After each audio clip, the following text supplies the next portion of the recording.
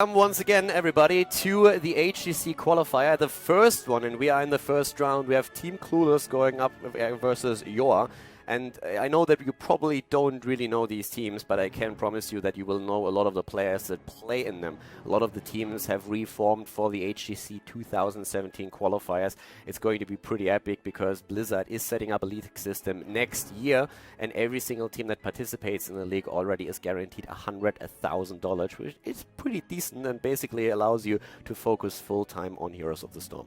So at this point, we have already Brax's Khaldor as our first map. Not quite what I expected here, but of course a strong map, and wave clear is absolutely important, which is one of the reasons why we see an immediate ban on Gul'dan here. The hero has gained a lot of popularity during BlizzCon, when especially Dignitas and the Korean teams were playing him quite a bit, and he can be a monster, especially of course with a strong front line that protects him. Malfurion banned out by Team Clueless. Not really a big surprise to see him banned in this setup. We have, of course, a lot of combos with Malfurion that are extremely powerful. We've seen a lot of Malfurion Vala picked in the early rounds. He's also like excellent with the Li Ming. He can do very well with the Gul'dan on top of that, of course, too. And Team JoAH goes for an ETC as their first pick. Now, when we're talking about the first picks, oftentimes it's still like either the Muradin or the ETC that you are going for.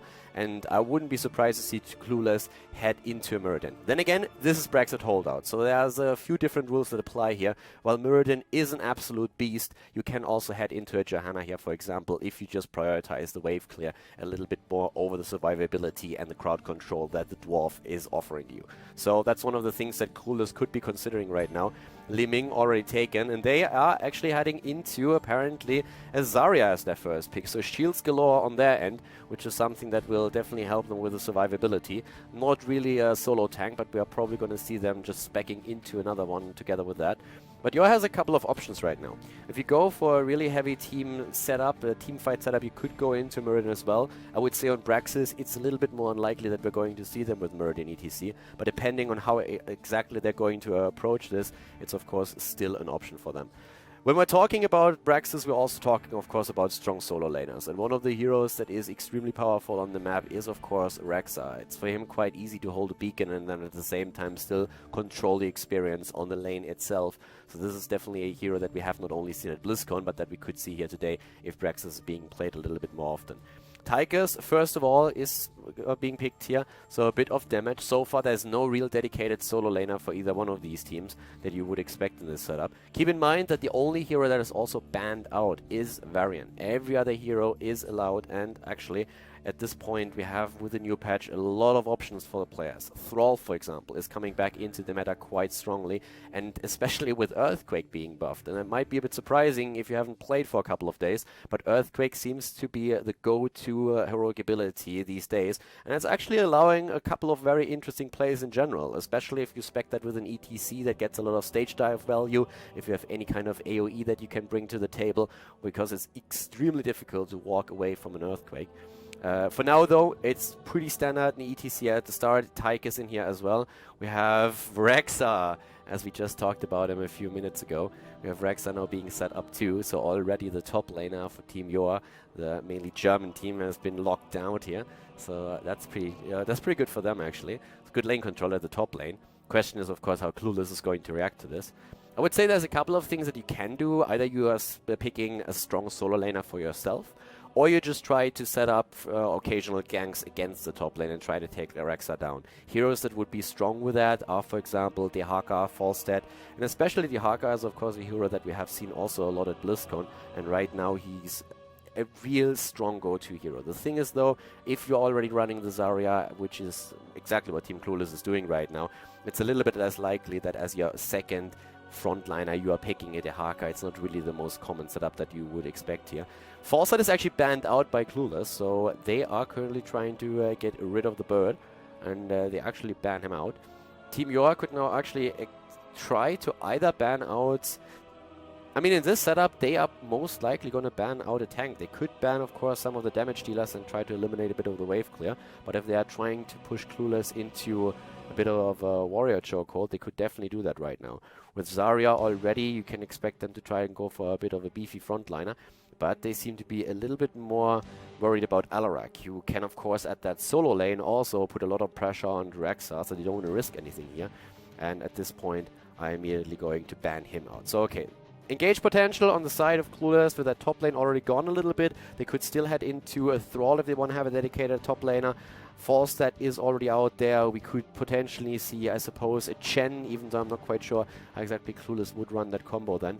But let's see how the blue team is actually going to head into the draft right now with the next two picks being theirs. They can start with a healer. There's the Johanna. We talked about her a little bit earlier, so they prioritize her over the potential Muradin.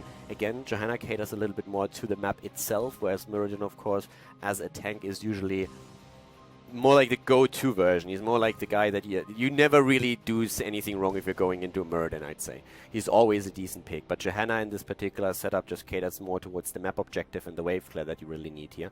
Brightwing for the heal. Doesn't really surprise that they're going into a healer now with their picks, and so far JoAH doesn't pick a healer either. We have only seen Malfurion banned. And we can still see an Oriel on the side of Team JoAH if Brightwing is actually confirmed. But the global mobility that you have with Brightwing is, of course, another huge asset that Team Clueless can now rely upon. The last two picks here, we still need a healer. Oriel is kind of likely. Even though we had Phelox being a kind of Mr. Rega. I mean, when he was playing with the Sandwich Monkeys, it was more or less the hero that he played in every single game. And we still need them with a little bit of additional damage. Like, currently they don't really have enough range damage, especially when you're trying to fight for the bot lane, where we normally see 4 heroes fighting over one of the beacons. You will kind of need to try to have a little bit more poke available to you.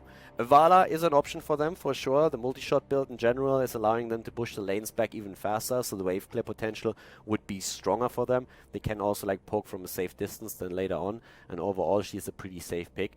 But you have other options in the setup. And a Morales over the potential Oriel. Okay, so Morales already locked in here. With Misha at the front and her pet Rexa, that can of course work in these team fights quite nicely. Especially since the engage potential that we currently have from Team Clueless is not really all that great. So Morales with decent positioning should be in a very safe spot here. And not really being able to get targeted that frequently. I'm a little bit curious still to see what exactly the range damage is going to be on the side of Team JoAH. And they go, oh, okay, they want to snowball this hard. A Sylvanas for the added damage, like completely skipping the Vala here and saying, hey, we want to push with the Zerg waves, we're going to go for Sylvanas and try to just simply disable the structures. And Clueless, of course, is pretty well aware that they are up against something strong here. But there's that Thrall that we've been talking about earlier. It's going to be interesting to see if they're going old school style with the Sundering, or if we are going to see here for the first time also in a higher competitive level now Earthquake, since that talent was buffed in the last patch. Pretty sweet draft for both of the teams here. Map number 1, as I said, is Brexit Khaldor. So guys, let's jump in for our first game. Team JoAH at the HGC 2017 qualifier for Europe, going up against Team Clueless. Welcome everybody to game number 1 here at the HGC 2017 qualifier for Europe. We have to the left side Team Clueless in the first round with Q on Zarya, Lostfoot on Johanna, Willy Wonka on Li Ming, Stampede on Thrall, and Lothair is playing Brightwing. And to the right side of the map, their opponent, we have Phelox on Morales, Benson on Tychus, Maggie on Sylvanas, Meneldor on Rexa, and Socke is playing ETC. We are good to go for our first game here, and I'm a little bit excited. We are on the Varian patch, of course, even though Varian himself is not allowed in the tournament just yet. We had a lot of changes that are going to impact the playstyle of these guys quite a bit. Thrall, for example, could definitely be seen with Earthquake here today, since the talent got changed a little bit. Now more damage. We also have, in the same sense, the Frostwolf stacks that you can get for the hero. So a little bit of a push happening up at the top lane, since we have a Sylvanas in the match. This was one of the reasons why the blue team actually decided to go into the middle of the map first, because they expected Sylvanas to try and go for a bit of a push on the side of Team JoAH here. So they weren't quite sure where exactly that would happen, and immediately waited and then rotated to it. So as you can see, the tower is nearly down. Our bot lane is where we have the dedicated solo lane, with currently Rexa going up against Thrall, of course. Meneldor is going to eat quite a bit of poke, but Misha is gonna do whatever she can. At the top lane, Benson is actually quite low already, eating a lot of the poke damage here, especially from Willy Wonka on his Li Ming, going on level 1 straight for the power hungry here. Not really a big shocker to see that Zarya went straight for the maximum charge. Pretty standard talent for her to take. But a bit of deviation on at least Tychus, who went into the dash. Tychus, of course, with level 1. has quite a couple of options for you. Brightwing even going for a bribe over here. So trying to, or the Pixie Charm going in, as it's called on the hero. So yeah, a little bit of adjustments, nothing like too crazy just happening yet, but we're going to keep a close eye, of course, on the talents that are taken by the players here. And up at the top lane, the pressure play is quite strong so far. The bot lane is something where for Thrall, it's going to be pretty tricky to win it against Rexa. Once the beacons are really activated, it's quite easy for Rexa to just send Nisha over, take control over one of the beacons, push the lane out. And at some point, if you're up against Rexa, you are going to lose out on experience if you want to try and reclaim the beacon. So the beacons are about to activate. Already a bit of a setup here at the top where we saw the health globe taken. And Sokka needs to be very careful at that front line here. At this point, he's the only one up at the top, so sliding in is always a bit of an issue. You always need to have that ready as an escape as well. But Felox, as you can tell, on his Morales is doing a very solid job keeping everybody alive here. So doing very well. For Morales, it should really be one of those games where you are kind of safe in the back line. The positioning has to, of course, be on point. And this is the one question where we have to ask if Thrall really goes into Earthquake or if he wills back into Sundering. Since with a good Sundering, you have a much higher chance of engaging into Morales here. Unless, of course, you go into the Falling Sword with Johanna, which we definitely have seen quite a bit in the past. So engaging against Johanna is not going to be easy for them if they rely on the standard ults at this point. With this, we're having at the bot lane, as you can already tell, exactly the situation that we've been talking about a little bit earlier. Misha is doing a fantastic job making sure that the beacon is under full control of the red team. So Team JoAH is doing fairly well here. Brightwing even trying to bribe camps now. Doing actually fairly well with this. And it's pretty cool to see Brightwing just like using this on this map in particular, trying to create extra pressure at that bot lane. Q, on the other hand, is in trouble, and even with Brightwing trying to fly in, it's too late. First kill of the game in favor of the red team. Team JoAH takes the lead in the kill count. 24 already on the beacon status. And with the progress here just happening, we see now two heroes forced towards the bot lane. Brightwing kind of has to stay here for a little bit longer to make sure that they hold that beacon so that the red team can't accumulate additional progress points. But that, of course, means that at the top lane there's a numeric advantage for the red team that they are immediately abusing, with Johanna starting to push in, disabling the towers. But they are coming back to try and help out. Also, Q back to business. The first tower is down, and the second one not only on half health, but also at this point on only half ammunition. The bot lane, Thrall is still trying to pressure this in a little bit with the help of the camp that Brightwing bribed a bit earlier. Was able to get both of these towers quite low. So both of these teams doing actually a fairly decent job at the beginning. And Khaldor here in a bit of trouble. And it's exactly the game that we expected, at least up to this point. The team more or less on eye level here so far. And we have by now also the automated block on Morales after Trauma Trigger, going for standard builds here, with Tychus going straight for In the Rhythm here at the same time. Tychus has to be a bit careful.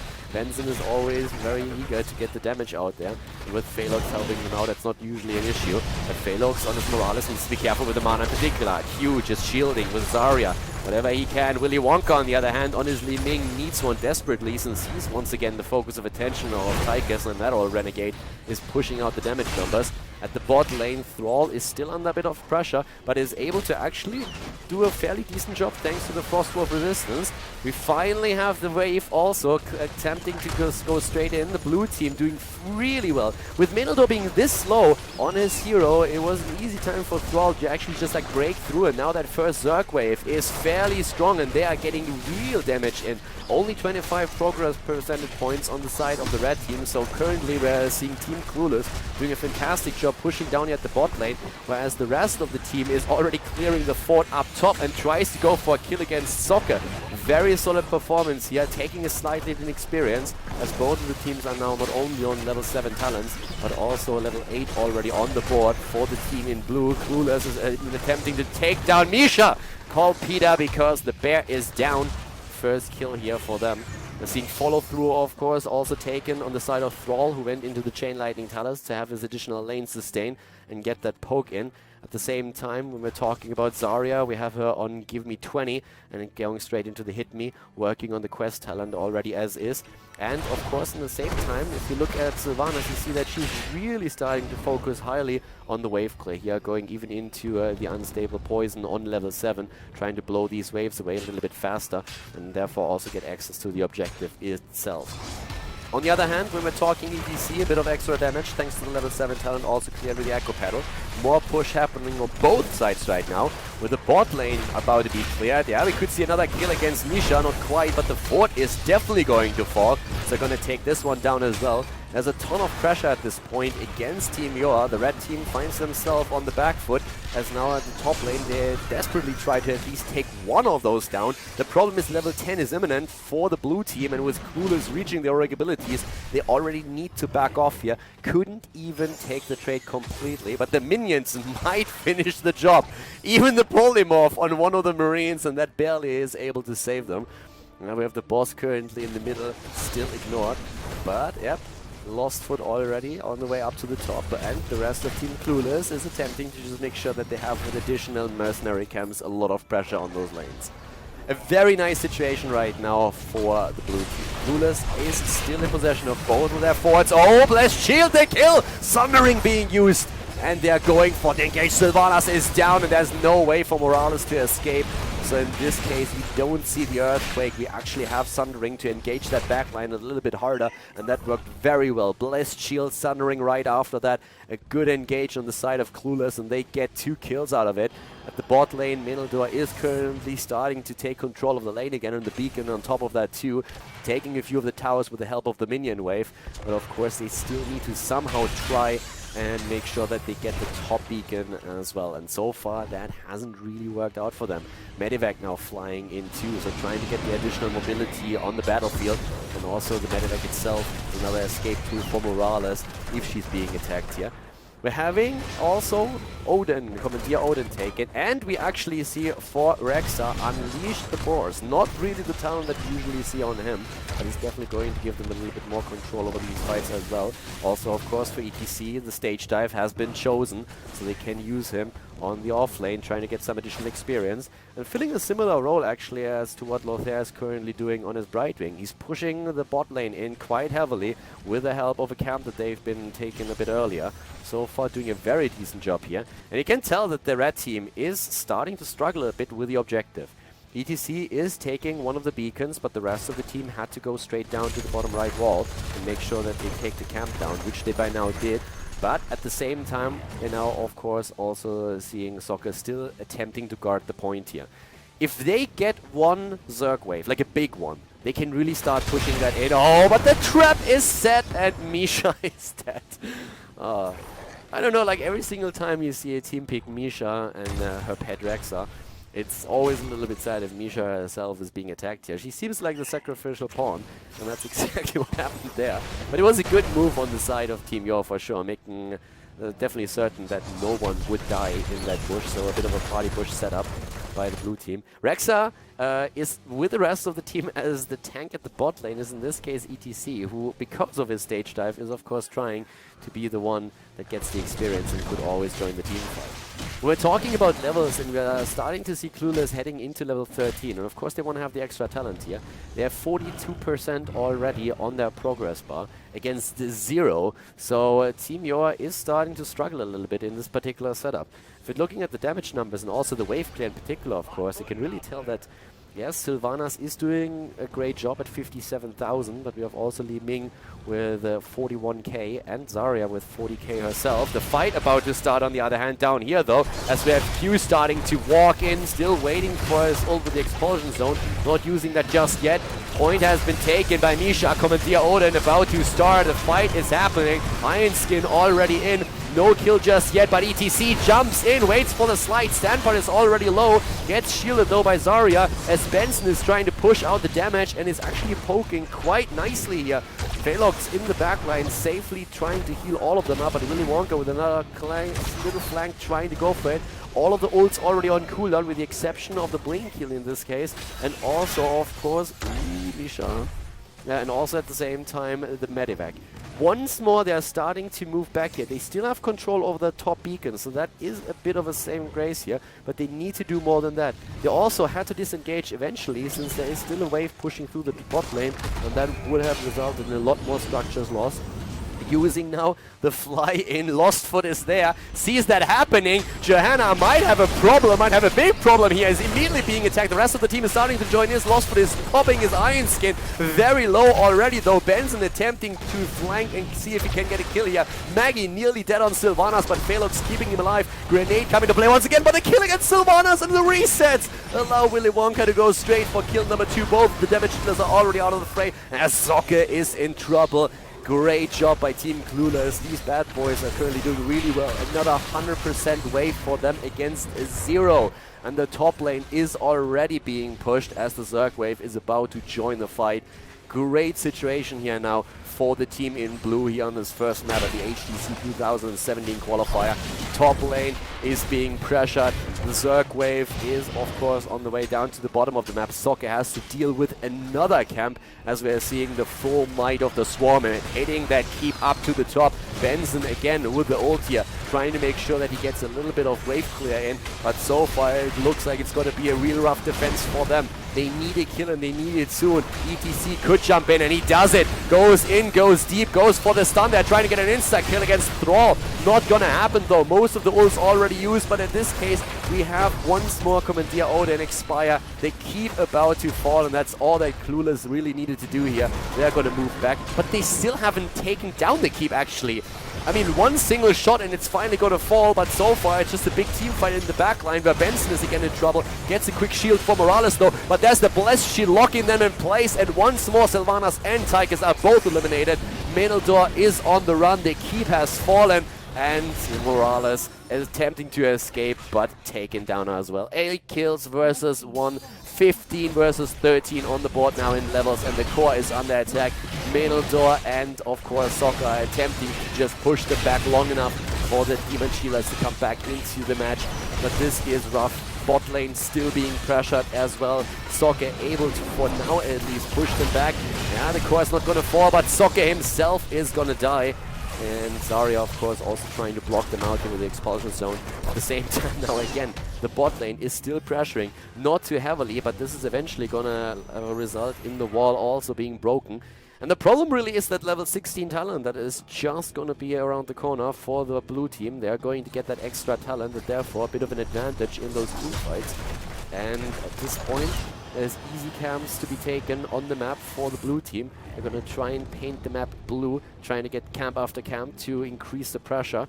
And their level 16 talent is going to be a massive, massive advantage for them. It looks like the red team is actually going for maybe even a bit of a Hail Mary move. They're thinking about checking boss at least, because they expect the blue team to have an eye on that particular position on the map. But so far they didn't go for it. Oh, the camp is not taken! Oh, the camp stolen away. I think they could have actually gotten that if they would have been a little bit faster here, but it doesn't turn out that way. Now with level 16 talents, Zarya actually is still just waiting for a moment, but with level 16 talents, the blue team is just going to make a move for the game, as it seems.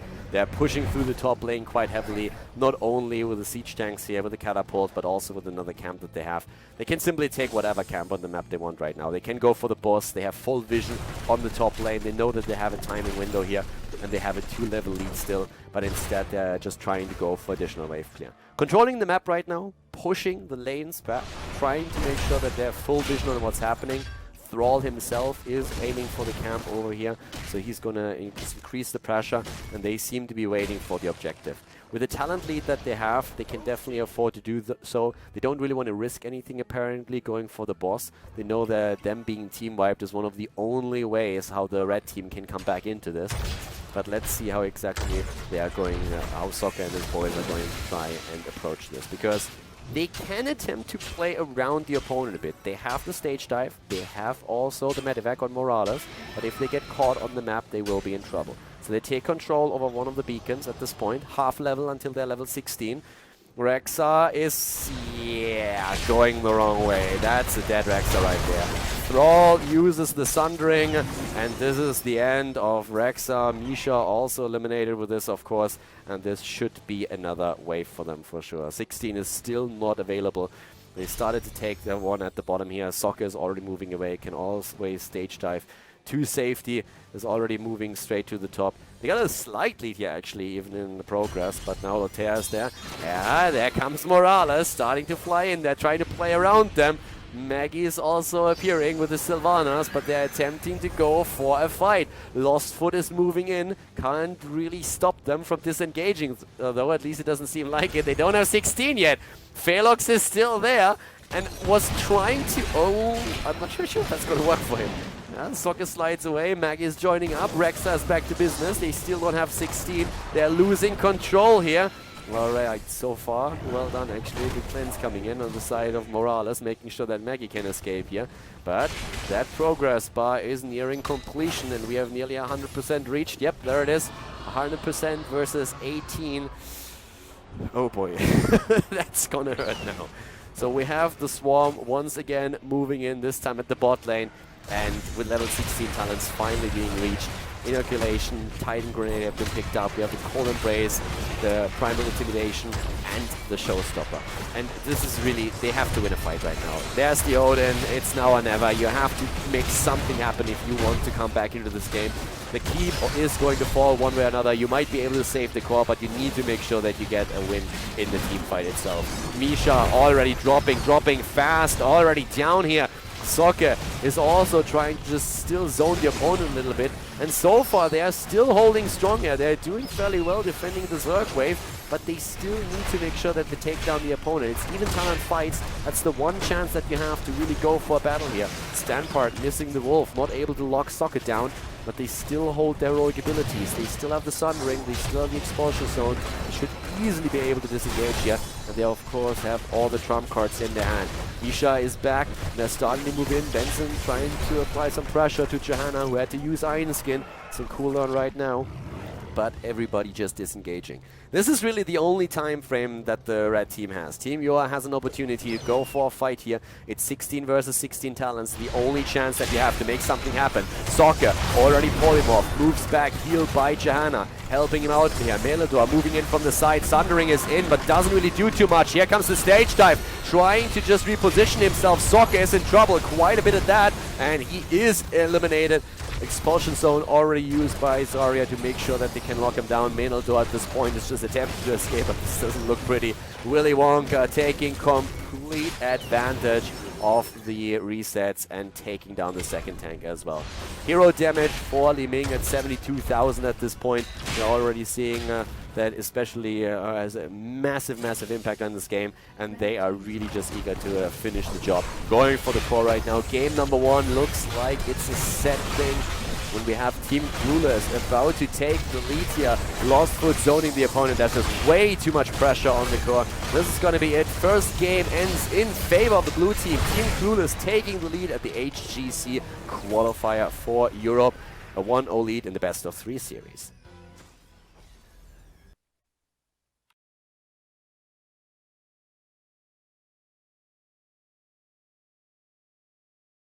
Cursed Hollow is map number 2, everybody. Clueless in the lead against Team JoAH. We are here at the HGC Qualifier number 1 for Europe, the first qualifier, of course. It's also the first round, so we're just getting things started. And let's find out how JoAH is going to approach this map here. We have a couple of familiar faces on both of the teams. We've been talking about Q, about Benson, Phelox, also about Sokko, of course. A few others there as well, like Lotea. If you're playing a lot of Team League, you're probably also familiar with some of these names since they have been placed within the top 10 last this season. And our draft starts again with a ban on Malfurion. It's one of the most... and they switched around to Tychus. Okay, that works too.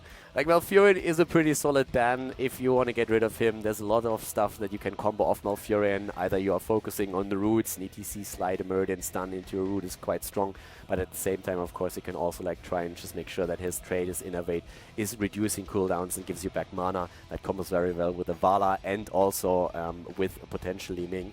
And talking Vala, she seems to be a potential first choice here for Team Clueless. Tychus was banned out by them, so they want to make sure that he's not going to ruin the game for anybody here. He's of course one of the best assassins that we currently have in the game and also very strong against hit point heavy frontliners. JoAH is making sure that they are getting the Malfurion now after they banned out Zarya here in Cursed Hollow. She gets of course a lot of value, especially since with Expulsion Zone she can also control points around the bosses quite nicely and about the tributes themselves. If you're just like double checking here with Clueless, I mean they don't have the option to go into the Malfurion and Vala combo at this point. We're having Vala and Li Ming locked down for Clueless here, apparently. That's a lot of poke that they actually have right now. So with Li Ming poking against potential tribute channels, that's one of the things that could be happening here. We're having, yes, ETC and Malf already locked down for us, so they once again go for ETC. Stage dive once more, quite likely here, but let's see how Malfurion is going to combo off with that. I mean, in theory, you're trying to just like slide through, you get the stun in, you get the roots on point, and then at the same time, you're just like trying to blast the target away as much as you can.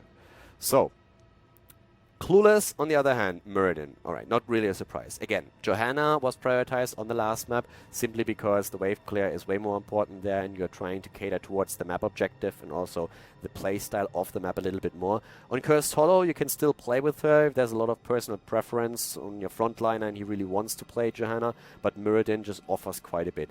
It's interesting that they actually think to switch over to Brightwing here.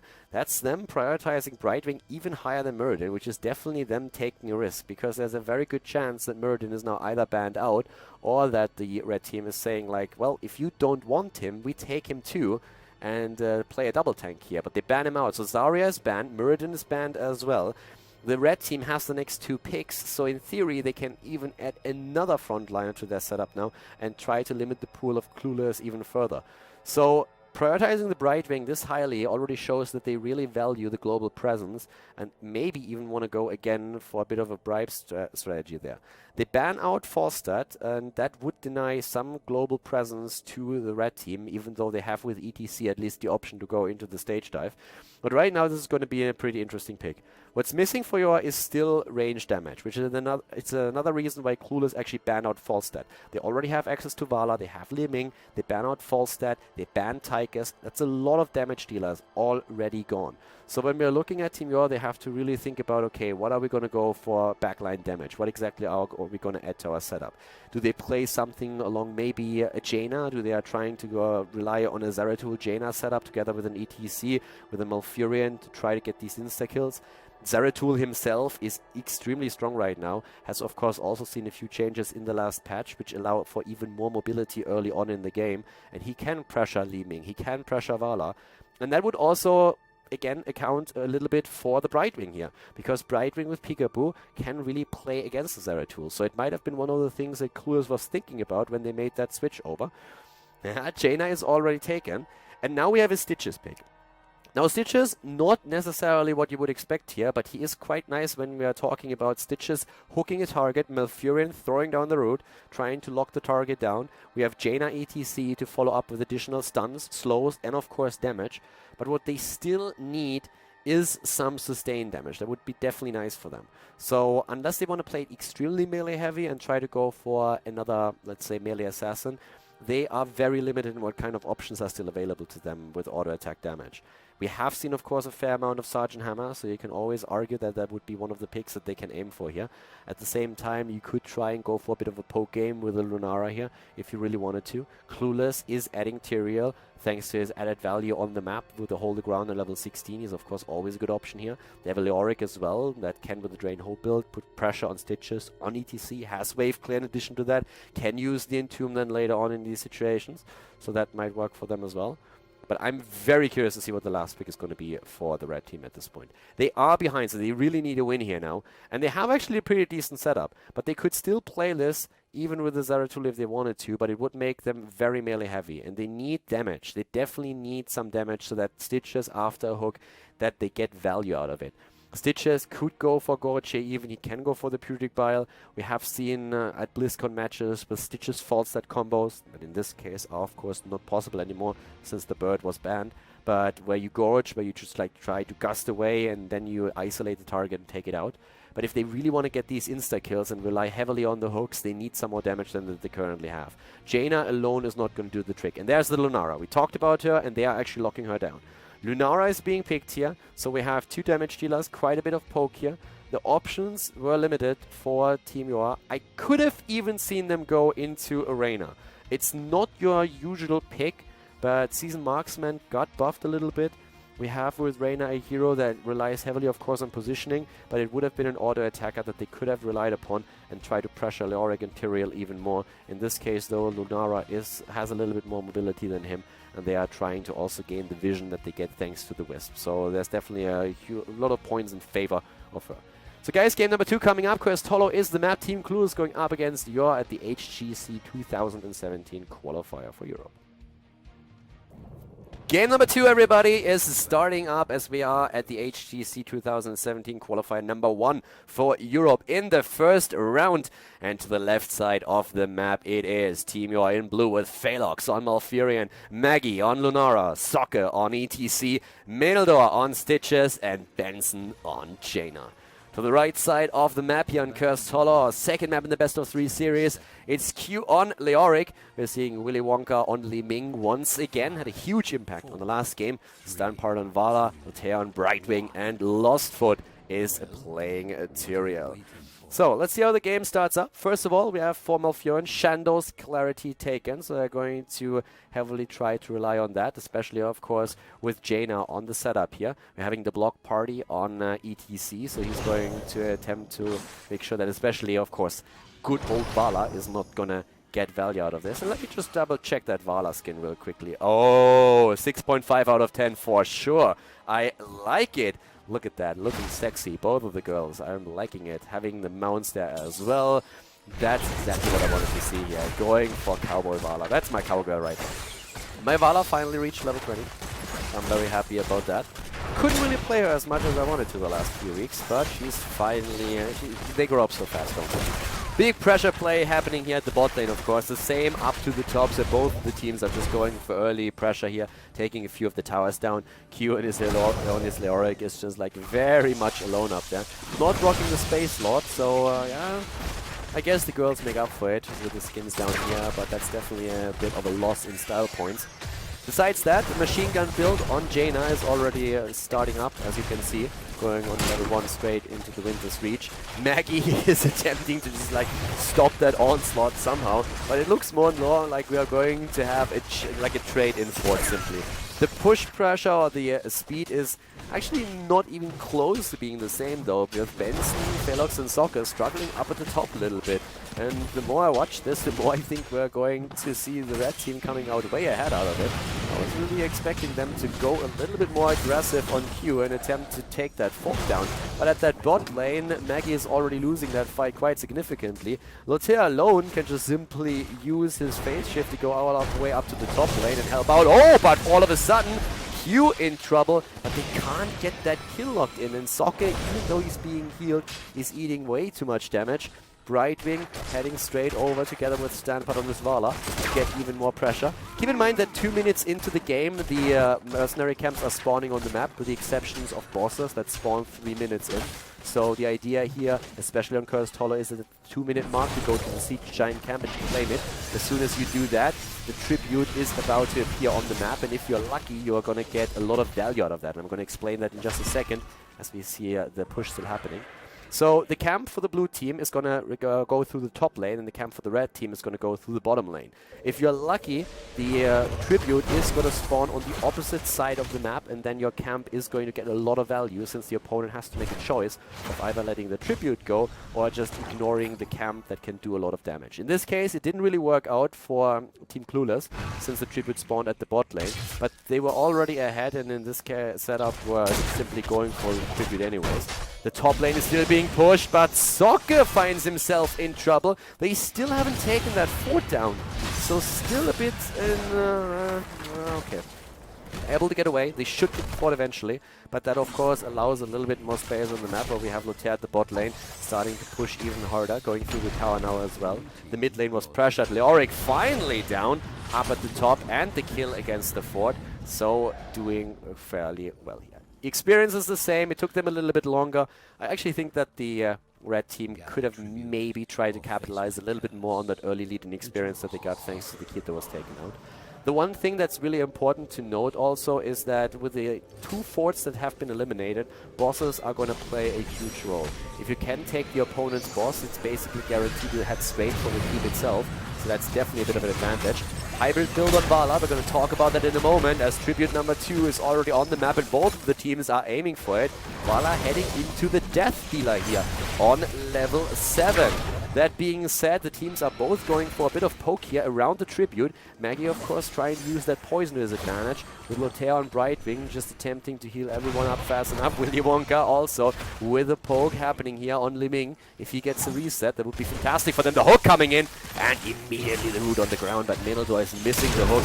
Can't really go for that. And the stun against 2. Nice job. Lost Foot needs to get away here with Tyrael, and that leaves them in a 5 versus 4 situation in the battle itself. But we have Lunara fairly low. Felox is doing what he can to keep everybody alive. Another hook misses, and so does the root therefore, of course, and that might be the end of Stitches, and he's dead. Lostfoot going deep, a double kill with Tyrael not even falling, but down goes Stitches and Lunara, and that will guarantee Tribute number 2 for Team Clueless. Great job on there and very well played here. And this, of course, puts them onto the brink of cursing the opponent. Very well done. So looking at the talents here, once again, we have on level 7 now Death Dealer, so you actually get a fair amount of damage in with your auto attacks, but of course you give the multi-shot talent up, and that means that you don't have the wave clear amount, you don't have the grenades, you don't have as much poke available to you. So in this case, they need to heavily rely on Vala getting that auto attack damage in. On level 1, of course, without a surprise, we have Hot Pursuit taken. Cleanse on Brightwing after heading into Hyper Shift and Peekaboo first.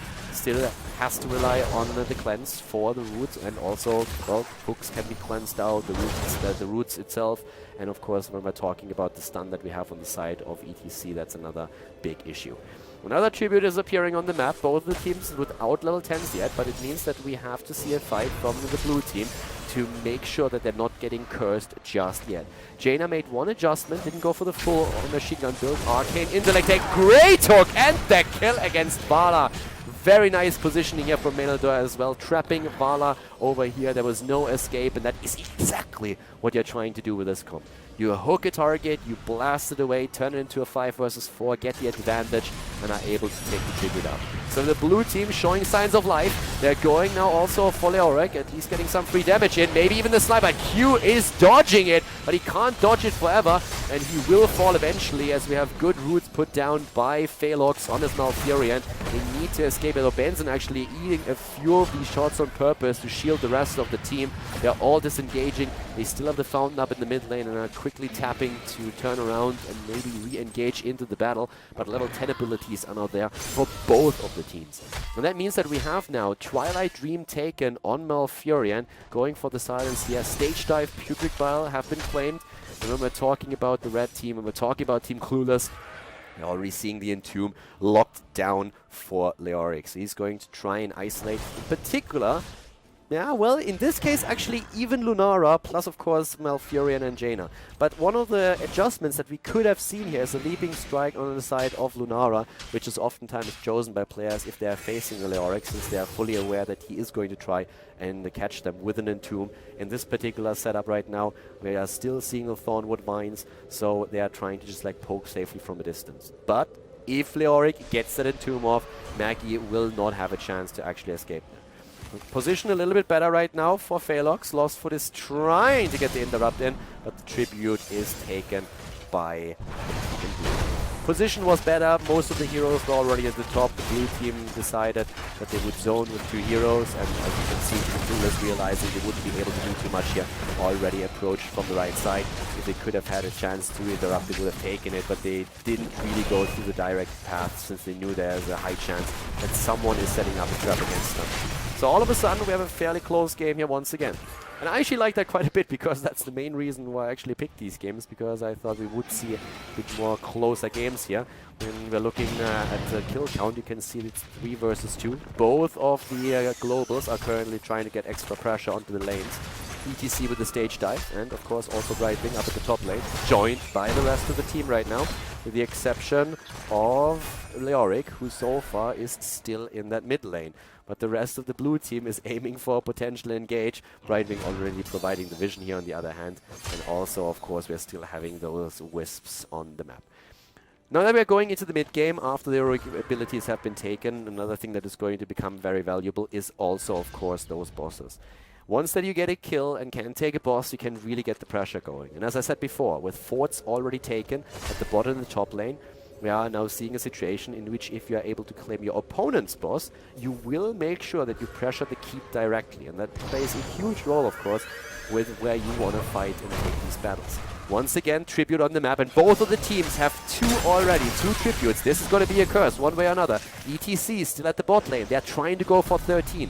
And this is forcing a lot of pressure onto the red team. They need to force the issue before 13 is there, or they will have to get this up. ETC, he of course knows this. Soccer is trying to get the experience here. He needs to take that wave down. And up at the top lane, there's that constant poke happening, with now slowly and steadily Clueless realizing that they will have to disengage if they don't do something about it soon. They have been taking a wave here as well, but they're still a little bit behind. Here comes the kill against Vala. Once more, ETC jumps in. The stage dive sanctification on the ground to save Tyrael, but he's still in a little bit of trouble as he's trying to go for Benson with a counter kill. He might get the kill here with the explosion, and wow, JoAH is down. It's a 2-for-1 though. A 3-for-1 as Li Ming dies. The hook is about to hit Leoric, but he uses the Wraith Walk to move away.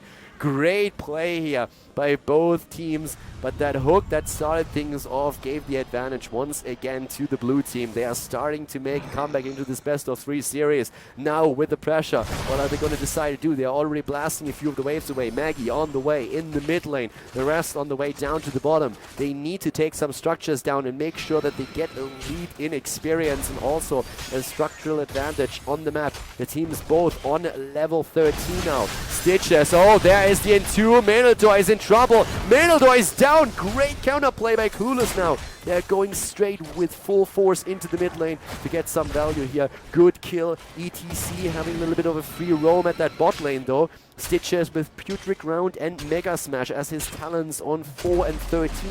Of course, not as tanky, as self-sustainable as he could be. The blue team starting to go for the fight on the boss. The lane still pushing. They know that up at the top lane, Stanpart and Lotea are still pushing these lanes back. Down there, Soccer is in a bit of trouble though. He might have to use his stage dive, but it's too late. He misses his timing and dies. Double kill for the red team now, and boss still not taken, but about to be, as Q is just a tiny bit too late to change anything. Now Maggie is there. There comes Brightwing. Ring of Fail in this case, as nothing is being hit by Benson, but he throws out the cooldown, trying to save Lunara, and that worked quite well. Now the situation that I've been talking about earlier is happening. We are seeing the boss going straight for the keep, because one of the forts is already eliminated. So this forces the red team to just react in nearly full force against the boss and burst it down, which opens up the space up at the top lane so that the blue team can go for boss number 2. That's what they're doing right now. Of course, the red team is aware of that threat, and they have Q in the area. They also have Lost Foot on the way, but it's already a little bit too late, and therefore we are going to see double boss. Lost Foot thinking about jumping in, but it's too late for that any effect. Good damage on Q here, once again. Valon 13, by the way, with a Tempered by Discipline. Not going for Gloom, which would of course help her if she is hooked again by JoAH. But let's be honest, if she's getting hooked into one of these setups, even Gloom would most likely not really help her to survive here. They don't have a big burst heal. They have only Brightwing in the setup. And again, the hook! And they're trying Lost Foot! He doesn't use his Sanctification. Ugh. Now you can always argue that oftentimes throwing out a big heroic cooldown when you're about to die is maybe a bit of a problem, since you might not be able to save yourself, but in this case it would have guaranteed his survival in my opinion. Nice hook and kill against Leoric now on top of it. It's a double kill, Strafe being used by Vala to pressure the opponent back. 16 talents are on the board for Team JoAH. They want to have the tie in the series. Fishing Hook is in, and this is definitely going to be no doubt about that. They're pointing away against it. The Numbing Blast is also on the board. Keep is about to fall. I'm not quite sure if that's going to be enough though. Okay, there's the Moonfire. The Moonfire to... Okay, for a moment I was really thinking that it might not be enough for the asset that Lunara was spending there. Here comes the Entomb on the other hand. Ice Block used by Malfurion. ETC with a stage dive. Ring of Frost is on the ground. The hook, the kill. It's ETC that died, and Stitches. The hook target able to escape even. Benson is also about to fall. Brightwing still falling to the poison of Lunara in the back. It's a 3-for-1 trade, but the keep makes it all worth it, as long as they can protect the bot lane. There is a tribute too, and that means that we're going to have a curse against the blue team. This game by no means over just yet. Hugh and his boys, they want to make it happen right now. They lost the keep up at the top lane, but let's see how much they can get out of the curse. Already everybody's starting to focus straight onto the bot lane. They are trying to make sure that they can take keep as well. Fairlox is careful. Immediately retreats behind it. Nice move. Oh, lost foot on his Tyrael, eating a ton of damage here. And the rest of the team is now finally ready. They need to protect the fort, and they will do whatever they can to make that happen. Complete Drain Hope build on the side of good old Leoric with the Unyielding Despair on 16 after the Crushing Hope. We have Vala with the Manticore, the hook again against Leoric, and they will have to retreat. They can't possibly take that keep down unless they get a kill. And they are looking for it right now. They're looking for it right now. It's not happening just yet, though. And once again, we're seeing Lunara aiming into the mid lane. She has the Thornwood Vines. Bot lane, that's where the problem is. 4 heroes in the middle. I'm not quite sure what they're trying to do here. Complete overreaction, in my opinion, to go into the mid lane with 4 heroes for the wave clear. And now the keep is about to fall. Can they get a kill for it? The Ring of Frost is not hitting a thing. Sand is being used as a turnaround attempt is being made by Team Clueless. The hook is hitting nothing. And now, yeah, Q is about to fall, maybe. Nah. Even with Lunara's poison, they are not able to confirm that kill. 9 kills against 8, a keep down on both sides. And maybe a little bit of a misplay there by Team JoAH, not able to save the keep, going into the mid lane with 4 heroes. They get Leoric though. Leoric at least taken, of course, that is just a small... doesn't really help them too much at this point. Leoric is going to be back fairly soon, and I don't really know if they can capitalize on anything here. They might be able to grab the camp away from the opponent and put some pressure on the bot lane. That would at least help. Quick heal is also happening for the team in red right now. Clueless attempting, of course, to muster up a defense against the bot lane. Hook attempt, blind hook over the wall, attempting to see if they can maybe get a lucky second kill. But there's still an experience advantage for the blue team. So they still have a slight lead and might have the earlier level 20. We are seeing both teams without a single tribute just now. So that at least means that you are going to have a situation in which you can let tributes go. You can't just simply decide to let a tribute go and say like, alright, whatever, let's take the first one, take the second one. But bosses are up on the map again, and that's of course a bit of a game changer. Khaldor is already there. Boss is... wow! They really are forcing this, or trying to... The hook! Oh, lost foot. Alright, they were trying to trap over here. That didn't really completely work for Khaldor with his positioning. But the only got Tyrael, who has an escape still available for himself, could have also just have dropped the Sanctification, if need be. But still. 19, alright. So far the traps are not working out. ETC still all the way to the top. Bosses are not taken yet. Uh-oh, Lost Foot might have to use a Sank. And he does. Sank now on cooldown. Good trade in cooldowns here. Hook trade, hook cooldown against Sanctification. That also means that you can think about making a play for boss. You know that you have a minute in which your opponent doesn't have his heroic up. But then again, we have also Malfurion with another 70 seconds on his side with the Twilight Dream. Was trying to confirm the kill, but wasn't able to do that. Caught up on that a little bit late, my bad, sorry. We have Soccer still in position here, trying to zone them a little bit, going for the stage dive in. Soccer needs to lay off the boost for a moment here. Stage dive to escape the situation, and then of course attempting to slide the target that got hooked, but even if he wouldn't have teleported away, that would have not hit. I mean, they zoned them out, I suppose, so in the end it all works out. It's the first tribute, and another hook! What? They actually get another kill against Leoric. Alright. I really like the hooks that Khaldor throws out. Like, he's doing a very good job with that. Very nice positioning here, setting traps and everything. The Soccer also doing a pretty good job this game. Disregarding, of course, that last situation. I'm not quite sure if you really needed to completely commit to that there. Especially with his cooldown apparently ready on the slide. I think that would have been enough. Level 20 talents, on the other hand, are now on the board. And that means that we have not only a Bolt of the Storm on the side of good old ETC, we have the Galloping Gate, so a lot of mobility, Storm Shield, and improved Ice Block, plus the Hardened Shield here. So with those talents now taken, that's a lot of survivability that you see here right now. We could have maybe seen... Alright, so massive amount of survivability. We are seeing play for boss here, and so far it's not contested. ETC is at the bot lane, rest of the team is there. We need that stage dive, and there it is. Diving into the back line. The boss taken, not really connected. They need kills now. Khaldor is extremely low. They need kills. Vala with the strafe in the back line. Already Sanctification on the ground as two heroes are trying to go for her. Benson is about to fall, but uses the ice block. Ring of Frost is once again not hitting. Maggie is low, is down. Their double kill against them. Jaina down, Lunara dead, and Malfurion is also falling again. We are seeing a kill against Stitches as not only Vala jumps in, but Willy Wonka is just capitalizing on the resets, and Soccer is the only survivor. They went in for the fight, but they did not really contest the boss. Nobody stayed on the point. They were aiming for a kill, and they didn't get it. And now, at this point, it looks more and more like we are going to see a 2-0 victory for Team Clueless. Team JoAH was fighting well in this game, but at the end, it's a big team fight over the boss that seems to decide the fate of the blue team. Lost foot is low, the boss going through the top lane. Soccer, the only survivor, 20 seconds on their clock, and there's the GGGL already. Good luck for the next round as we're seeing Team Clueless advance with a 2-0 to the next round. ETC eliminated, the core broken, and this is it. GG, well played. Team Clueless advances to the next round.